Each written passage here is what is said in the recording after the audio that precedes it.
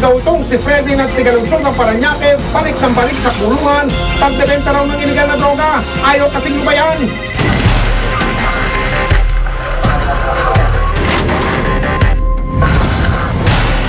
Ang mga inihinalang tulak ng iligal na droga talagang walang kadala-dala. Kaya naman parang sirang plaka kaming paulit-ulit na nagpapaalala.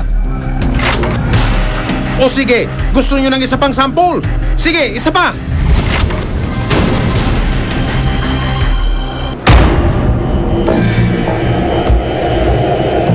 Bagong target ng mga operatiba ang inihinalang utak ng iligal na droga sa lungsod ng Parañaque na kinilalang si Emmanuel Rivera alias Freddy at kasama ang ilang pa sa kanyang pasaway na galamay.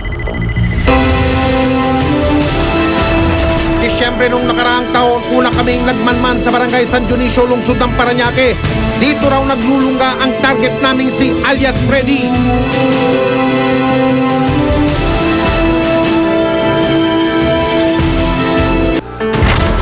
Si Freddy ay isang kilalang malaking tulak sa aming lugar.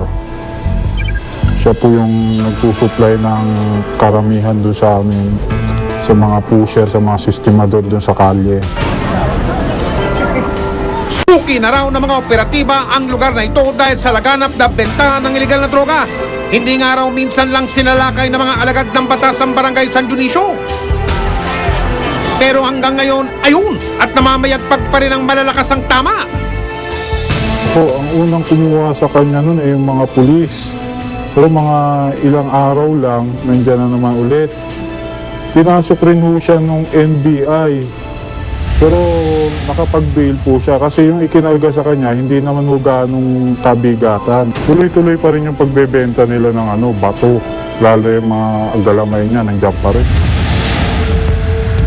Hindi talaga madaling matunton ang lungganin na alias Freddy.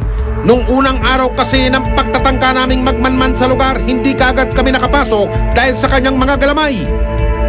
Ang talagang galamay niyan ay si Ray. Yun nga lang, nahuli na si Ray. Ang natira dyan sa mga galamay niya, si Jonis at si Presi. Yun ngayon ang sumasalo ng items galing kay Freddy at sila yung sumisistema dun sa kalsada. Siya nagbebenta. Sa totoo lang, ayaw na rin humarap ni Freddy sa mga scorer lang kasi mainit na siya sa otoridad eh. Kaya dun niya na lang binibigay sa mga kanang kamay niya.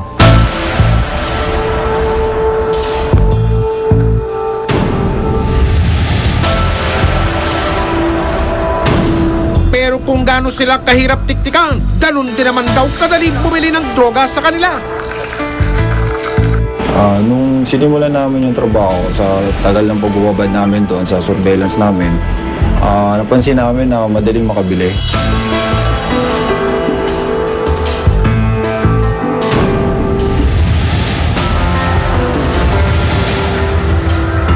Muli kaming nagmanman sa lugar. Sa pagkakataong ito, nadatnan na namin ang target na si alias Freddy.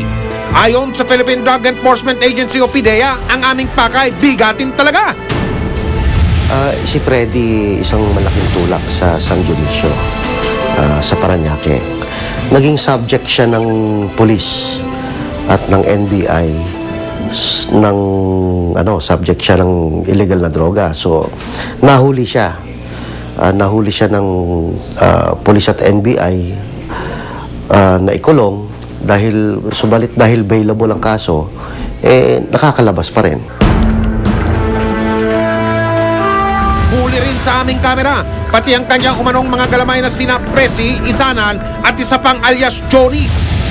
Yung mga agent natin, nung pinapunta natin doon, sumakay sila ng sidecar tapos parang nakapagkwentuhan lang sila kung saan pwedeng bumili.